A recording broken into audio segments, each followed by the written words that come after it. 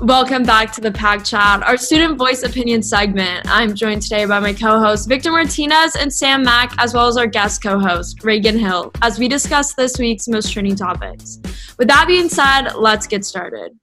First, the hearings for the new Supreme Court Justice nominee, Amy Coney Barrett, have taken place. She's been asked on topics such as Roe v. Wade and the Affordable Care Act.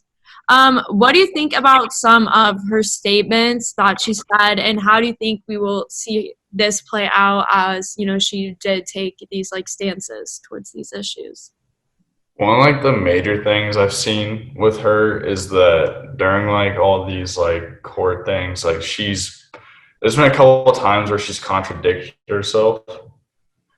She's previously said this, and then she's then in the court meeting she just say something else. It's not completely a different view, but that's kind of what I noticed. I guess she's just contradicting herself here and there, and I don't really know how to think what to feel about it. Yeah, for sure. And I heard something about, or I read something about when asked about a hypothetical situation by Senator Kamala Harris, she totally quoted Ruth Bader Ginsburg, where she was just I can't do anything with a hypothetical situation because the facts aren't real and whatnot.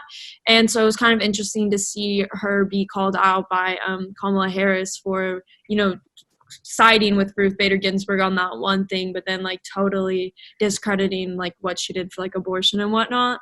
Although apparently when asked about Roe v. Wade, she said that it was a law that she thinks wouldn't really ever be overturned, which I find very interesting, especially because that was such a huge campaigning point for her.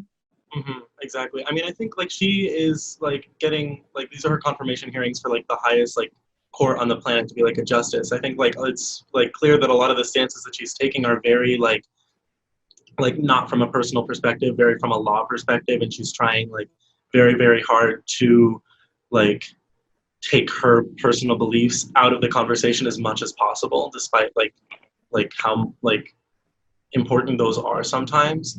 Mm-hmm. And I think it's kind of hard to develop an opinion about her when what we get is this oh well, this is a super president, this is something I don't see it overturned, or this is something I do see overturned, or just from a very legal standpoint, it's difficult to get a feel for what she's really going to prioritize as a Supreme Court justice. I agree with you, Vic. That's kind of how I felt about it. So I'm kind of just well, I don't really know how to feel, so I'm kind of there with you on that one. Yeah, definitely. And next, the movie Cuties that hit Netflix a couple months ago and was slammed for sexualizing young girls.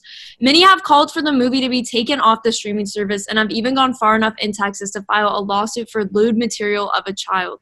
The Netflix CEO says that the film is highly misunderstood and that they are fighting on the same side as everyone else. He says a lot of people that are commenting on the movie have not even watched it. I don't know if you guys have seen the movie. I haven't. I've seen a couple clips from it, the clips that have been specifically talked about by people. I definitely think it's very, very graphic for children, even in the context of the movie, because I have heard that the movie is a coming of age movie and is actually kind of was made to focus on that topic, the putting children out on a stage like that and whatnot. And so, like I said, I mean, I have not seen it, but I do fully understand why people are upset with it. It's very, very explicit, especially for putting children in it. I think the message was the message they were trying to send was supposed was a good message. This isn't supposed to, but I feel with the way they delivered it, mm-hmm. It just made it come off really just bad. Definitely. That's kind of a hard topic to make fit in a movie. Yeah, I haven't seen the film, so I can't say that I know everything about its intended message and everything. But what I've read is that the filmmaker, or one of the filmmakers, she was a dancer when she was younger, and she's kind of making this film to comment on the experiences that she had, where when she was younger, she was in these hypersexualized like dance combos and how like uncomfortable it made her, and like trying to comment on like that industry. But Right. at the same time, in doing so, she's subjecting these same child actors to this same hypersexualization. So I can't like definitively speak on like what like the flaws in her methods because I haven't seen the film, but it just seems to me like she's subjecting those kids to the same thing that she went through by putting them in this film and sexualizing them like that. I definitely agree. And finally, back at the vice presidential debate, when asked about packing the Supreme Court, if elected, Senator Kamala Harris avoided the question completely. Now, Joe Biden has come out and said that he does not support packing the court nor adding spots to the Supreme Court. What do you guys think about that? That was definitely interesting when I did watch the vice presidential debate to see the way that she answered that question. I never really understood court packing that much. Until I kind of started reading about it after she was asked about it because I didn't even know what it was. And I definitely think that's an interesting topic. I didn't know that that was even possible. So I think it's definitely very interesting. Joe Biden said that he does not want that to be like a part of his campaign. Just like kind of like he doesn't really support it, but like he's not necessarily against it. He just like doesn't want it. He's not really worried about it right now. What do you guys think about that? I think at the end of the day that any party would want to stack the Supreme Court because you just get whatever you want. And I feel like that kind of, like with Trump, like since he is in office, like the Republican Party is going to want to stack the Supreme Court.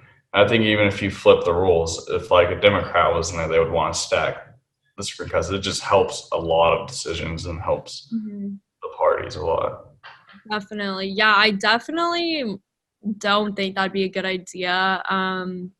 Even if it is from like my own party, I don't like that. That kind of, would obviously make the Supreme Court biased when like, I don't know. I do not think that would work out very well, but good thing that it's not really an issue to worry about. And that's all we have for today. Thank y'all for tuning in, and remember, T-Wolf Pack, there's always time to chat.